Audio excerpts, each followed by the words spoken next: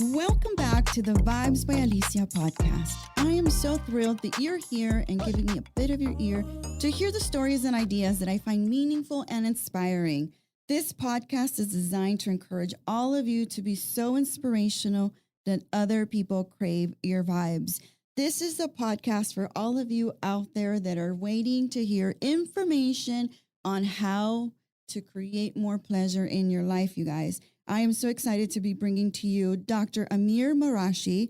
He is a doctor that I heard at a networking event, and I was mesmerized, Dr. Marashi. Welcome to the podcast. Thank you so much for having me. I was mesmerized speaking to you, and I went home and I told my husband about you, and I said, I heard this doctor speak about pleasure and women, and I said to him, all the guys in the room were like, oh, they didn't know where to turn. They didn't know what to do because you brought out props and you were talking about the clitoris and you were talking about pleasure.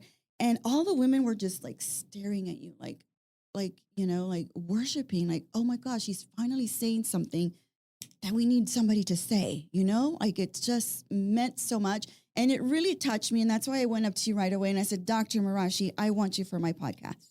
Well, thank you so much for having me. Did you think I was a little cuckoo going?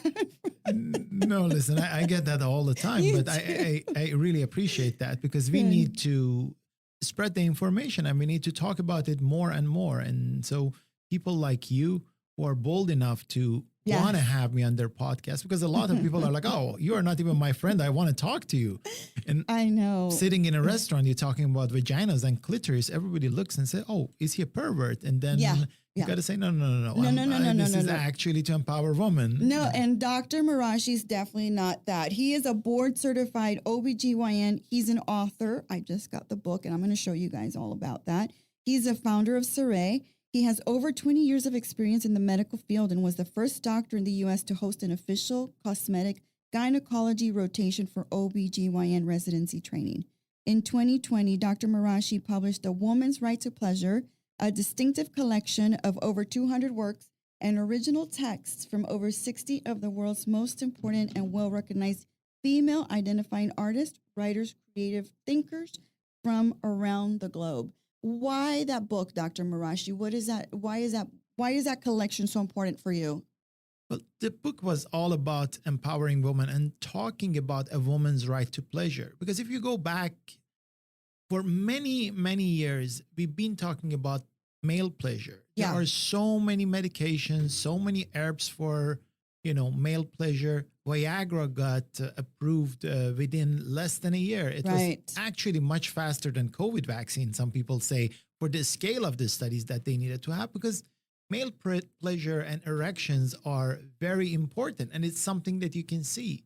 But for a very long time, we've been keeping women and women's pleasure in the closed rooms, and we don't want to talk about it because guess what? It's so powerful. If you start talking about it, men are going to be like, I can't keep up with this. Yeah. And that is the biggest problem. So I found the artists that are really feminist, they are pro-woman, and they believe in female pleasure. And we started talking to them with Black Book, of course, and we published this book. So the artists that we have here, the people who wrote in the beginning of the book for me, Roxanne Gay, Erica Jong, they're all like really accomplished writers. I know Roxanne. Yeah, I follow her as well. Accomplished feminists. Do you think that it's because there's always been like a taboo in just talking about anything that has to do with women's pleasure? Like it's not supposed to be something we talk about. Or if it is talked about, it's joked. It's not taken seriously. It's in a derogatory manner. It's unfortunately been a taboo, but I tell you the roots of it being a taboo is because it was a male word, kind of like men wanted to keep everything to themselves. You know what? I want to be the president. I want to be the best chef. I want to be the best this.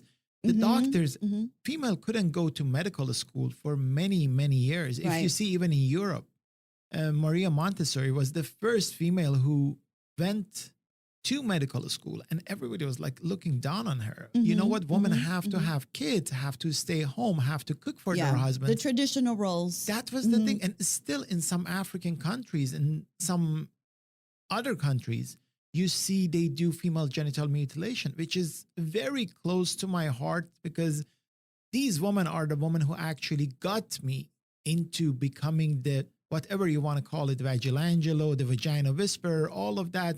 All of those things are fluff, but it really started with people who got their clitoris cut when they were 5 or 6 years old.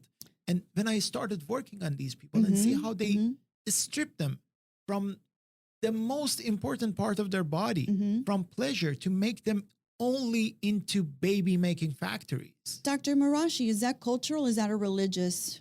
It's not religious. People try to talk about it and it's religious. Yeah. You know, in some religions, yes, male circumcision, they do it. But for the women, it's a very big difference. And people say, oh, they do it on male too. It's very different. In male circumcision, you are cutting the skin. yes. That's part of the foreskin. In women, they actually cut the clitoris itself. They don't do a clitoral hood reduction. They wouldn't be able to. They cut the actual clitoris. So I've never seen in any religion, I talk to clerics, I talk to Islamic clerics. In no religion, it tells you to cut woman's clitoris. But are they doing it for religious purposes? Or are they doing it for cultural purposes because it's part of what their culture? It's tradition and culture. So eventually those women are going to get married, and eventually the men are going to want to give their women pleasure, and they don't have a clitoris. So that doesn't matter? No, they don't want to give their woman pleasure. They want their woman to stay home, be a baby making factory. So that's the difference. That's the difference. Wow. That's the real oppression. So you were a gynecologist. You were going about your life as a gynecologist, an OBGYN. You have the pedigree, the medical, everything experience. But at some point you changed, you moved, you pivoted to helping women who were mutilated or women who had botched labioplasties. What led you to that pivot? Was it a particular story? Was it somebody that came into your life? You know, it started a long time even before that. I grew up watching my father doing surgeries and following him in the operating room since I was 4 years old. We lived in a hospital. So I, literally during Iran-Iraq war, I was following my dad. He's doing surgeries. They bring the casualties by the hospital, dump them with a dump truck. And I was running after my dad. I was the one who was holding the white sheets covering the people that were declared dead on the scene. Okay. So I've seen so many of these, but what brought me mostly into gynecology and helping women in this sense is that at age of 15, 16, when I was in medical school in Iran, I saw that there is a big difference on the way they are treating men and women. Men could do whatever they wanted to do. They could have as much sex as they want to have. But when they want to get married, the woman needs to be a virgin. Yes. And I started doing a lot of hymenoplasties. Which is repairing the hymen, bringing it back. Making you a virgin again. But it wasn't to make you a virgin so, things are tighter and your husband enjoys more. It was for them not to get killed on the night of their wedding. So it was very powerful for me doing that. Imagine at age of 17, 18, you start doing hymenoplasties. So when I came to US, you're in Iran at this time of your life. You see all of this happening. It changes your perspective and the way you see the world, because why are women treated this way and the men are not? Exactly. Has much changed in the country of Iran? I mean, we see so many of the protests. We see so many of the things that are coming out of Iran right now, and the women, the oppression, how they're out on the streets. We just have the story. We just talked about it. I forgot her name, but we just talked about that. Has it changed, or is it always going to be the same as long as men are still the leaders of the country? Well, it has changed to some extent. I mean, right now, nobody tells you have to be a virgin before getting married. But other things happened. You see, they killed Mahsa Amini for having her hair out. Right. That's what we were talking about. That was, and it's not really for them. Of course, every country is different, but it's not just about the men there. Even men and women who are empowered there, they are the ones who are trying to keep everything very oppressed in the name of religion. And you've seen in any kind of religion, when you want to use religion in politics, and you want to kind of use it to rule a Mm-hmm. country, Mm-hmm. you can do whatever you want to do. I mean, look at the Crusaders and look at what happened. Absolutely. The Just Inquisition. Dr. Marashi, do you find that there's a stigma against male doctors who are gynecologists or OBGYN because they say, well, what is he doing going down there? There's kind of a stigma. Like I was telling people about you coming on my show and they're like, oh, what kind of doctor does that? I'm like, he's actually a legit doctor. I feel like I have to defend a what lot you of do. Or do you find yourself defending what you do and what you provide, the service that you provide for people, for women?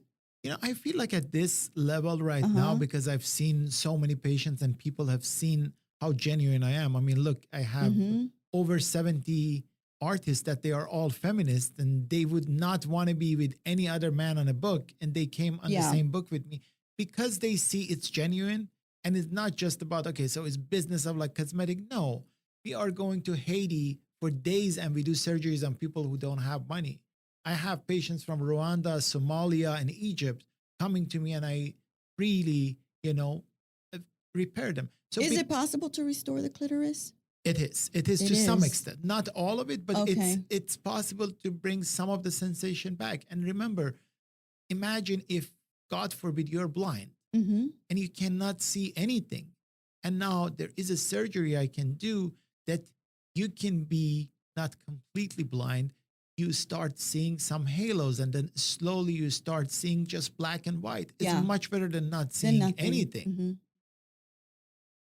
I ask you that question because in learning about you, I realized that there's a whole it's a full organ, and I know you brought some things to show us because it's not just one little thing, and I think we're very miseducated in this country where we really do not know unless we do self-learning and we go and we dig deep. Like when I was digging deep into what you were doing, I learned so much more, and that's why you designed pleasure objects that would be more conducive for women and not the same type, the phallic type. It was very different.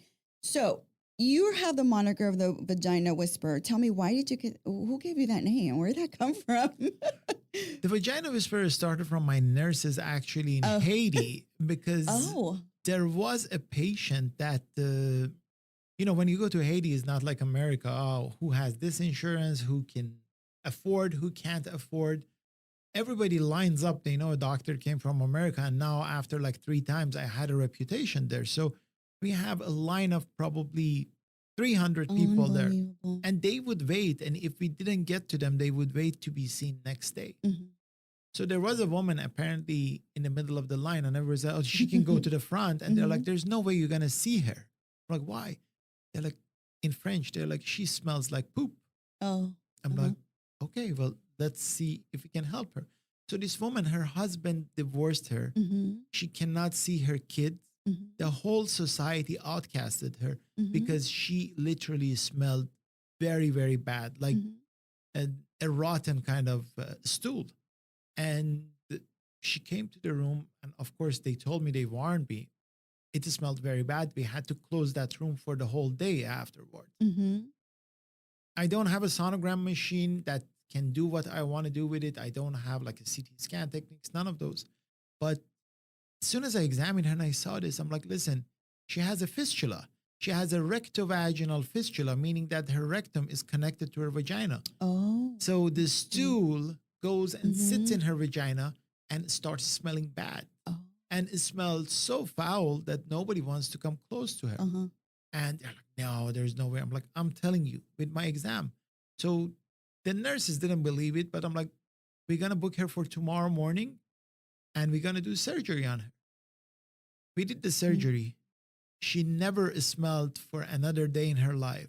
She was Wow. so thankful. And to this day, whenever I go to Haiti, she makes me, they have this treat Mhm, that it's a pumpkin soup. So she makes me the pumpkin soup. Wow. She brings bananas for me. I mean, that's all she can do. But But how easily these people are dismissed, no, right? nobody could have found it. And Right. especially when you don't have the, modalities that you have here. It's not like, oh, I'm in Houston. Let me send Let you for me a get CT scan checked. with contrast to mhm. whatever place.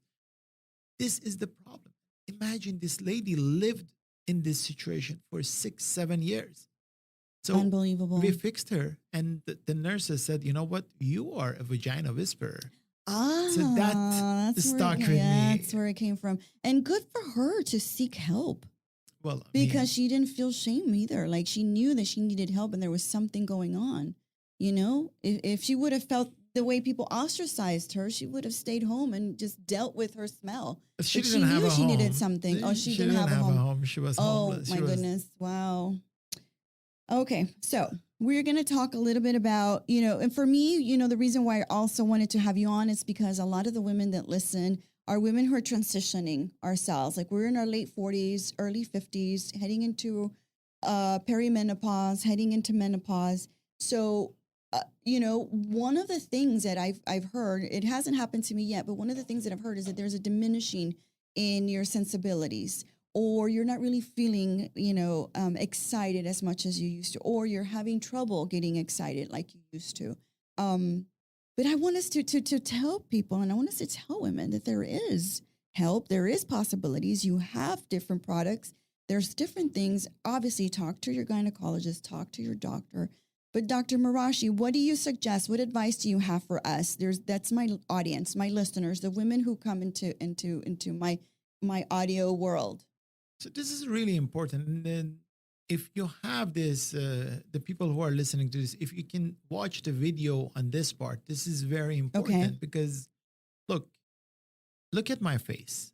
It used to be like this. I did not have these nasolabial folds before. What happens with it, as we get older, we lose collagen. We lose the angles in our faces. Right. You know, we all start like a very nice, juicy plum, and we end up becoming like a prune all over our body. What happens to the vagina is not different. So this is the vagina. This is the whole vulva and vagina is inside. So the entrance of the vagina is here. When you are younger, the normal angle of the vagina is downwards. So if you look from the side, the vagina should go down. Okay. Why should it go downwards? Because when you have intercourse and the vagina is downwards, you are actually, the penis is rubbing against the front wall of the vagina. Okay. Why is the front wall of the vagina is so important?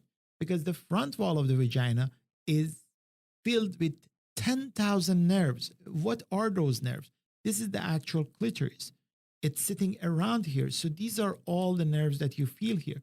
People think this little thing is clitoris that's up here. That's all we see from outside. But that's not the clitoris. The clitoris is much larger and it gets erected just like a penis. It becomes as big as a penis. Engorged, yes. So it becomes as large as a penis. So you have this all the way inside. So you really want to stimulate the front wall of the vagina. The front wall of the vagina. How do you do that? Great. When you are young, the angle is like this and everything is good. As we get older, just like the face, it starts to fall. The angle becomes flat. Okay. When the angle is flat, doesn't matter how you have the intercourse, you don't get as much stimulation on the front wall of the vagina. And what's the problem when you don't get enough stimulation, the front wall of the vagina? You don't get as good of orgasm. No, you don't get excited anymore. And when you don't get excited, for women, it's like a vicious cycle. You know what? Okay, I want to make my husband happy. Let me have sex with him. Okay, I either have to and fake they don't it, enjoy it. I don't They're not enjoy happy it. about it. So I don't want to do it again. They don't want to do it. But if you get that excited and you actually fix the angle, which there are a lot of different ways to fix it angle. And I tell people, I'm like, it's all about the angle. Once you fix the angle and you bring it back to what it was, then you have sex once, you have sex twice. You're like, wow. This is so rewarding. I want to do this more and more and more. It's like exercising, going to the gym. And I want to remind my listeners that Dr. Amir Marashi, he's on Instagram as NYC Gyno. He has tips on there on how you can make it more pleasurable, make it better. I was looking through all your videos. I went through everything. I was just like super enthralled and excited because, you know, for me, I've been married 22 years. And it's wonderful and it's great and we get along and we love each other and we're very much passionate and intimate. But if I can enhance that, if I can find a way to make my, my pleasure even higher, even better. Why not? Like, what is wrong with that? What is wrong with us taking on our pleasure and taking ownership of it and not saying, oh, it's okay. I'm fine. I'm good. I don't need more. I don't need more. Like, why not? Why not get more? If you can learn techniques, Dr. Amir has techniques on there, guys. He's got reels. He's got tutorials. He has the different, you have different, from Cerē, you have a few different tools. What do you call them? Tools, yeah. They're not toys, they're tools, yes. I didn't see them as toys. So, yeah. And so they're very, actually quite elaborate and quite interesting. And what is this that you brought in? Enchantment I was just gel? about to ask a question about that.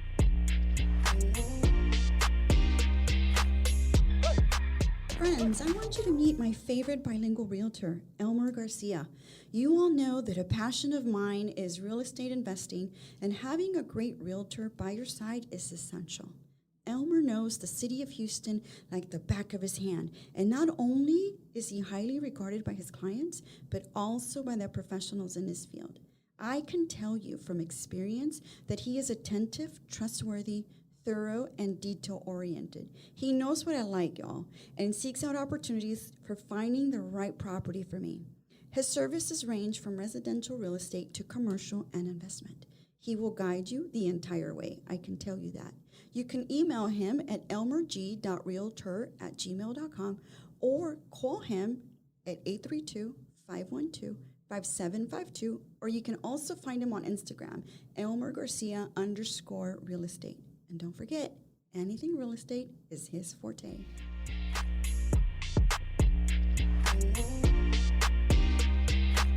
Yeah, I mean, just from the male perspective, at least, because I listen to podcasts and, consume a lot of traditional media, and it's very patriarchal, focus. I hear so much about Blue Chew and, all these, and it's all for men. And even if these podcasts have a sizable, women audience, these kinds of things aren't brought up very often. So I'm over here looking at this enchantment gel, which is an orgasm gel, and I'm very curious as to how that works. What exactly are you getting? What exactly would a woman get out of this, or how could a man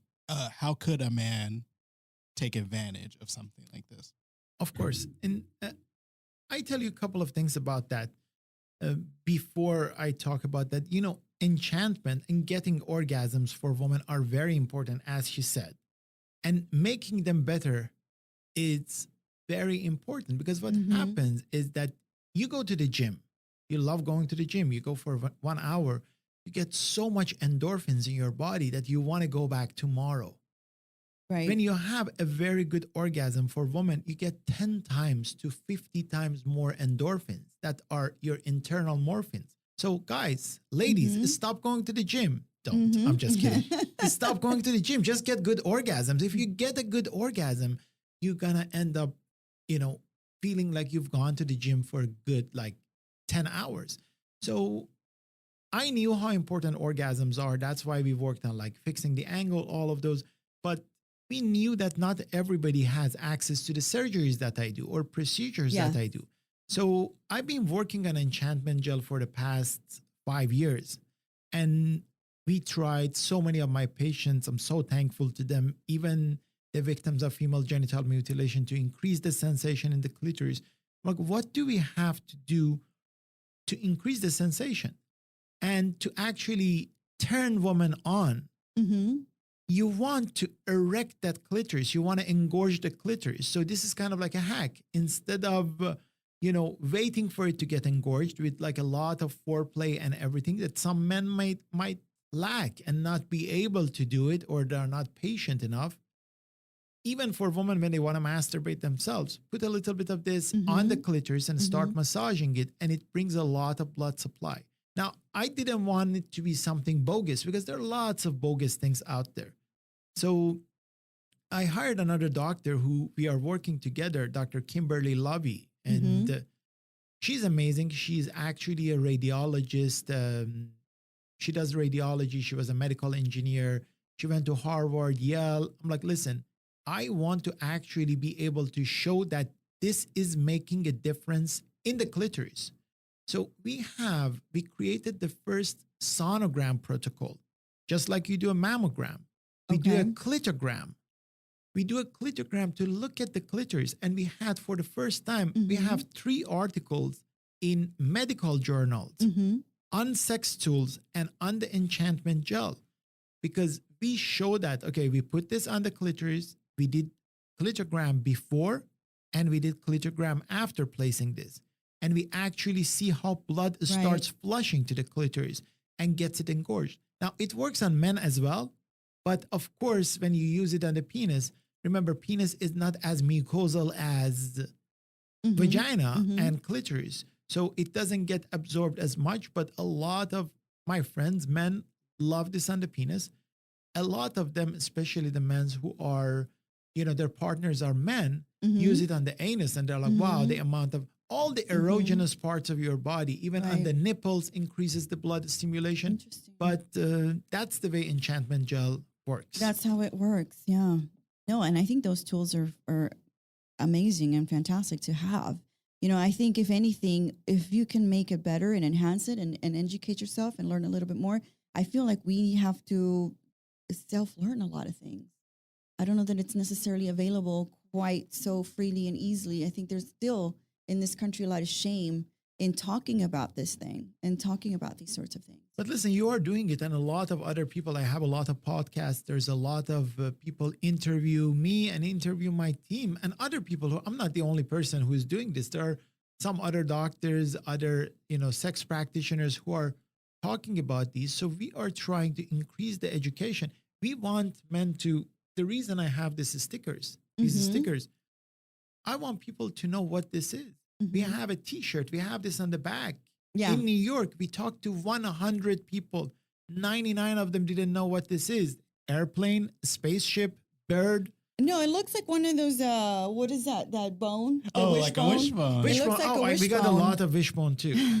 Like when I'm on TikTok, I don't know if it's a joke anymore, but there's a lot of women that are just talking about how men can't find the clitoris. And you have diagrams and everything, and they would have images just little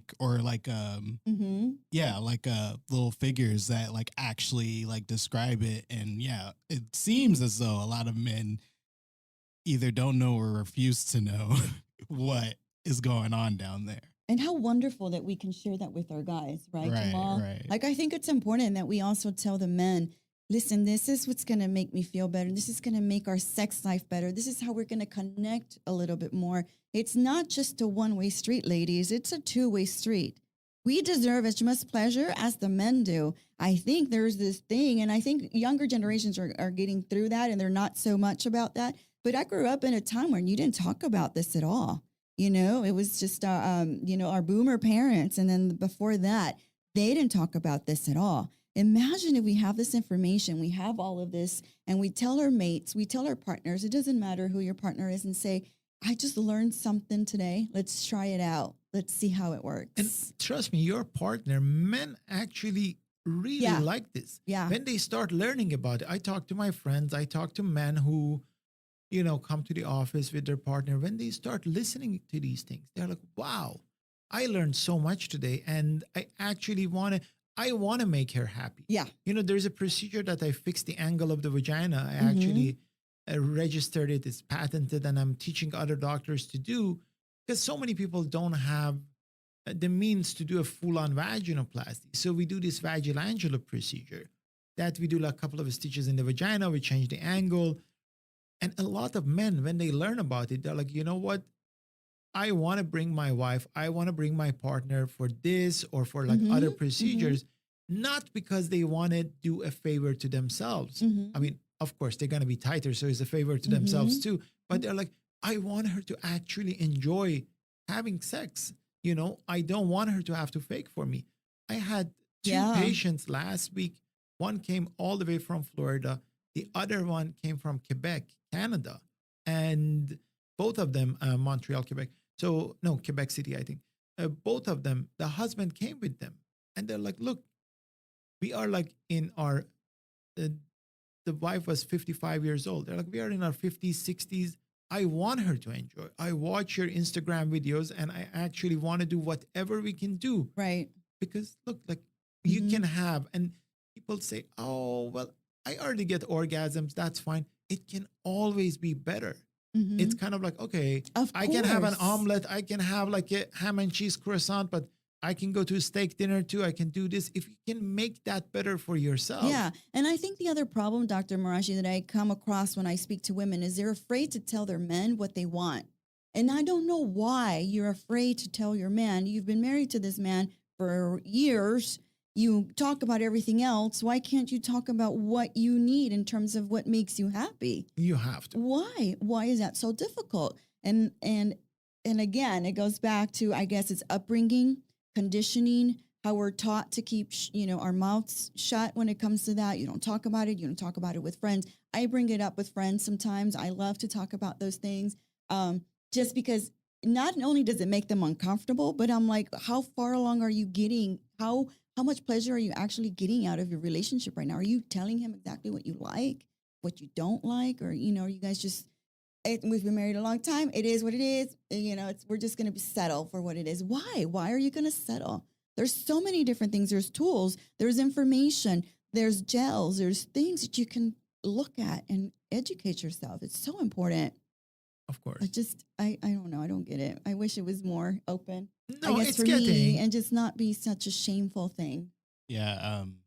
These are the things. It's not that I don't like talking about it, but it's it's not the first topic of conversation. So a lot of this conversation, it has been pretty eye opening for me, and just getting a little bit of an extra glimpse of just how things work and how it affects women, especially women in like countries without privilege. Like they are not in charge of their own bodies, and that is, it's wild to me. But the whole not talking about sex thing is a very American, very, very Western, like can't talk about sex. We can't see Right. boobs, but violence all day. The other thing I get is women in my culture also say, why do you talk about that with your kids around? Like, well, my sons are going to get married one day. They're going to have partners one day. What is so wrong with them learning about the female anatomy or the reproductive system or how women, are and how they want to be? Obviously, I'm not talking to this with, kids, but my son is 20. You know what I'm saying? Like, I don't see a problem with that, but it's sort of like, don't talk about that around your kids. No, there's no problem. And, it's not just Western. If you go to Old Latin, what happens is that this entire area is starting from here to here. In women, they call it the pudendal area. Pudendal it means the area to be ashamed of. Oh. And even if you see in Adam and Eve always covered that area by, a piece of leaf or something. So it's the area to be ashamed of. Of course, there is something very special about it. You don't want to share it with everyone. You don't want to walk naked. Right. I mean, at least we are not at that point yet. But Right. you know what? It's something very important in your body that you want to talk about it to your intimate partner. Your husband, your partner, whoever it is, they need to know what makes you happy. Because Exactly. for them, they are going to tell you what makes them happy. They're going to turn you around and be like, oh, you know what? I like it to be like in this position, or I want to do this, or I want to hold your hair. I want to do this. So what about you? When are women going to actually take, charge and take charge of their own body? Because you can do that. Even if he is not on the same frequency and wavelength with you, there are things that you can do to enjoy intercourse a lot better. So my Right. first question on that is, for the women that might be having trouble with bringing up like their sexual needs, or maybe they just want to have a better conversation about it. Do you have any tips for women to, go about like talking to their partners about like how they can improve their sex life, or just starting the conversation? Starting the conversation, I hear it from a lot of my patients and friends that they're like, oh, I showed one of your Instagram videos. I just send it, share it with my Yeah. partner. I'm like, you know what? Look at this. He says it's all about the angle. And Yeah. It's so funny. This actually a very good friend of mine from many years. She's like, believe it or not, we don't call these butt plugs. We call them angle rectifier. Because if you can't do the surgery or anything, and you can't fix the angle of the vagina, you can just put one in the anus. What that's about? Oh, Right.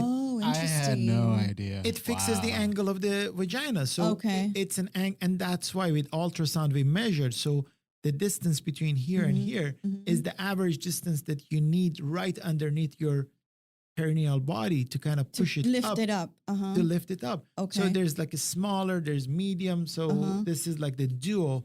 You get the small and medium. This is the starter kit. And then if you want to go really advanced, is this. And in one of the videos I was talking, I'm like, listen, even for men, the G spot, because male G spot is around prostate. And if somebody is like doing a prostate massage and at the same time they get a blowjob, so of course the man is gonna be like on fire and he's gonna enjoy it a lot more. Now a lot of men, it's like, oh, nothing goes up my butt, nothing goes up my butt. We're not here to talk about that, but it was so funny. She's like, I got this to fix my own angle, but we've been watching so many of your videos and we're trying different things. You can't believe that. I'm like, what? She's like, Sammy got the angle rectifier up his butt the other day. Oh. I'm like, okay, make sure order another one. Don't Whoa. share them. Oh, he's liking the one now. Yeah, but so sharing videos is a good way to start the conversation. Sharing your videos, sharing information. That's the way I started sharing as well. I started sharing your videos too. Opening that conversation is not easy. I know, just even having that conversation, it takes a lot of intimacy. And you can always bring them to the office. I mean, listen, I recently opened a place in Houston. I mean, we still have the New York, Miami, and Dubai. But if you are in Houston, you can always come. Tell us where you are, Dr. Marashi. Tell us where we can find you. We want to come and see you. So, first of all, you can come to NYC Gyno, the Instagram. That's one of the easiest ways. And you can always send me a direct message there. Okay. Either me or one of my staff is going to see it and be like, you know what, I live here. I want to see you for this reason. Somebody's going to call you within a day and make an appointment for you. Okay. So that's easy because sometimes I'm in Houston. I may not be here. I may be in Saudi, Dubai, I don't know, different places, Miami. So that's usually the fastest way. Okay. In Houston, we are in River Oaks area. It's very good. Not very good with Houston yet. It's called Nuveau Plastic Surgery. Yes. You know them? So you know that building? I know. Where Nuveau is? It's 3720 Westheimer. Oh, yes. It's a beautiful new building. It is. My husband used to own that property. Really? Yeah. So he used to have a tire and auto shop right there at that property, Wesleyan and Westheimer. Right 3720 West. Yeah. And they just built a medical building. And Dr. Lee, he just moved in. So my husband sold the property, and he's not the business, because obviously the business, it was in a tire and auto shop, but that land, he sold it, and he's an investor in that building now. Wow. It's crazy how that connection is now coming to me now, because I looked you up and I went to see where Nuveau is, and it's exactly where his shop used to be. He had it for 20 years. It was a family business. His father from Cerē gave it to him, passed it down to him, and he had it for 20 years until he sold the property.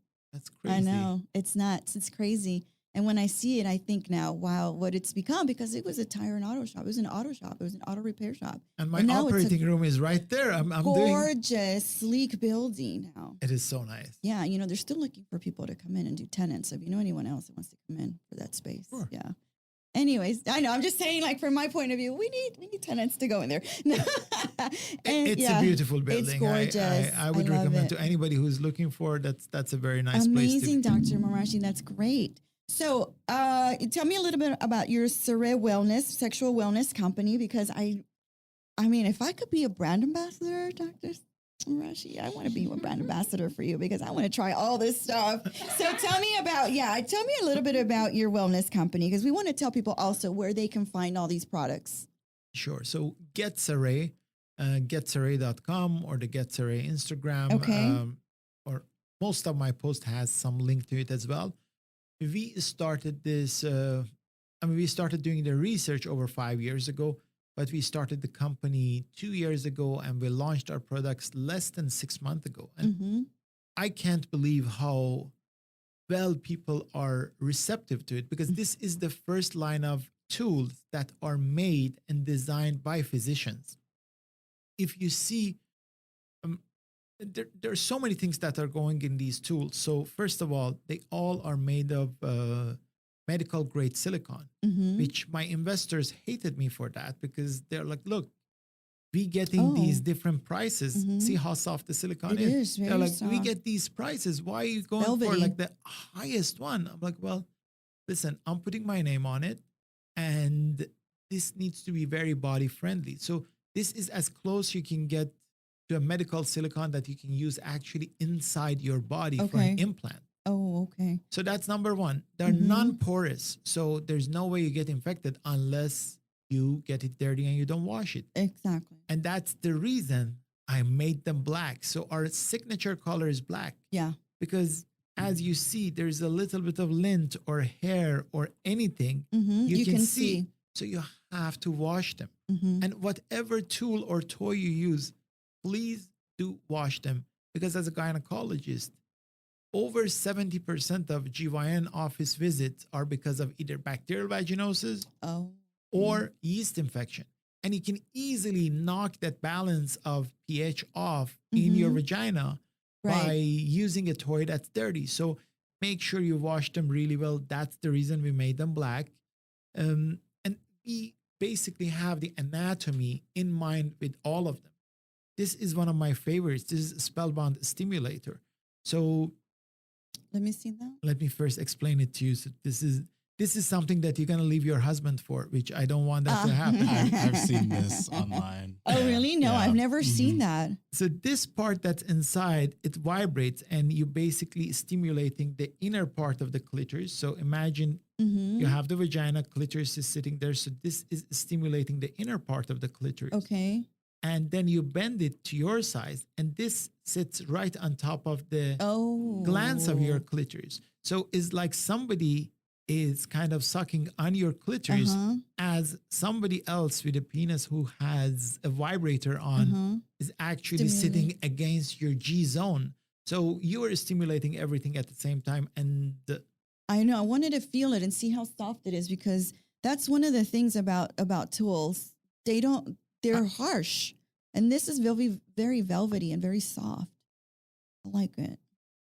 right. So that is something that between these two, so I have people that apply this and then use that together.